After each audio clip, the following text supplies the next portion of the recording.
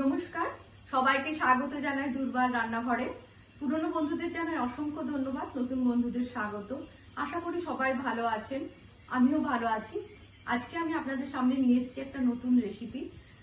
দেখুন কিভাবে তৈরি করি। যদি আপনাদের এই ভিডিওটা ভালো লাগে তাহলে লাইক, কমেন্ট ও শেয়ার করবেন। নতুন নতুন নোটিফিকেশনের জন্য অতি অবশ্যই সাবস্ক্রাইব করবেন।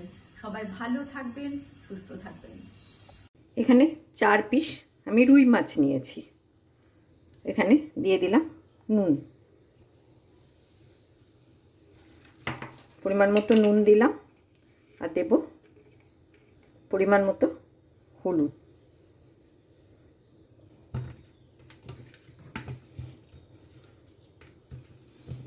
আমি মেখে নিলাম। গ্যাস অন করে ফ্রাই প্যান চাপিয়ে দিয়েছি। ফ্রাই প্যান গরম হয়ে গেছে, এর মধ্যে আমি তেল দিয়ে দেবো। মাছ ভাজার মতো তেল দিলাম।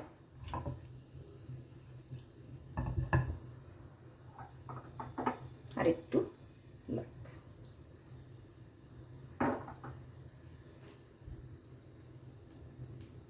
দিয়ে দেবো, তেল গরম হয়ে গেছে।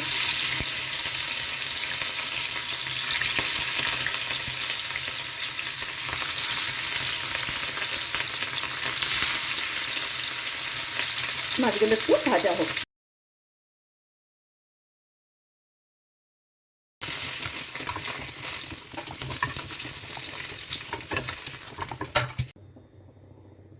কড়াই বসিয়ে দিয়েছি গ্যাসের মধ্যে, আর মাছ ভাজা তেলটা আমি ইউজ করব।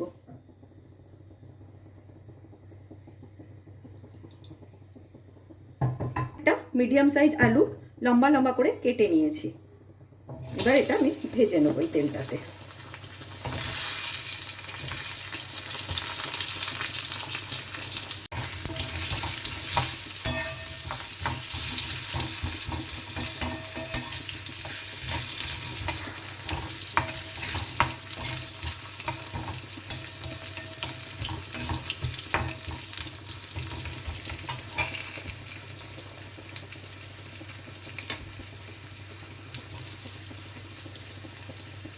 আলু ভাজা হয়ে গেছে, আলুগুলো তুলে নেব।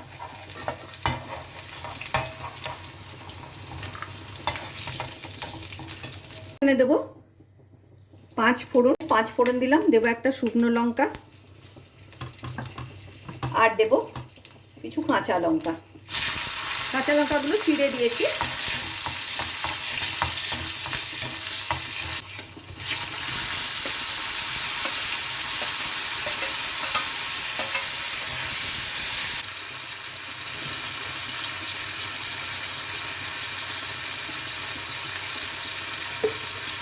দেব নুন, টমেটোটা সেদ্ধ হয়ে যাবে। দেব লঙ্কার গুঁড়ো। এটা একটা আসামের রেসিপি। এটা আমি আসাম বেড়াতে গিয়ে খেয়েছিলাম এবং একবার বানিয়েছি নিজে, তারপরে আমি এটা করছি। কতটা অথেন্টিক হলো জানি না। তো আসামে যারা থাকেন বা আসামের বাঙালি হোক, অসমিয়া হোক, যাই হোক, তারা একটু জানাবেন যে ঠিকমতো হয়েছে কি না, কারণ শেখার তো শেষ নেই, আমরা দিন রাত শিখছি। টমেটোটা মেল্ট হয়ে গেছে, এবার আমি এর মধ্যে দেব আলু।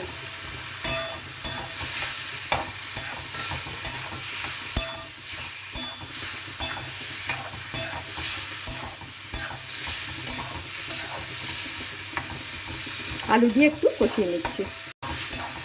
এটা কষা হয়ে গেছে, এবার এর মধ্যে আমি জল দিয়ে দেবো। অনেকটাই জল দিলাম, আলুগুলো সেদ্ধ হবে। দিয়ে একটু ঢাকা দিয়ে দেব।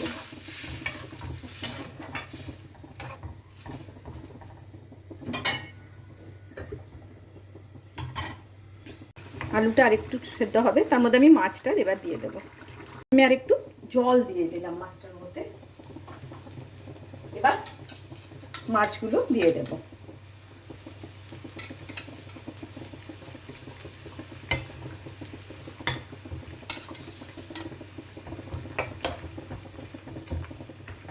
এবার একটু ফুটিয়ে নেব মাছ দিয়ে। ঢাকা দিয়ে দিই।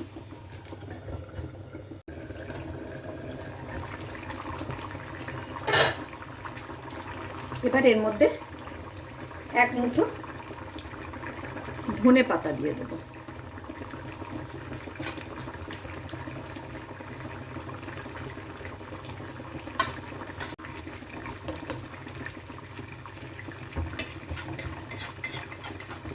হয়ে গেছে, গ্যাসটা অফ করে দিচ্ছি।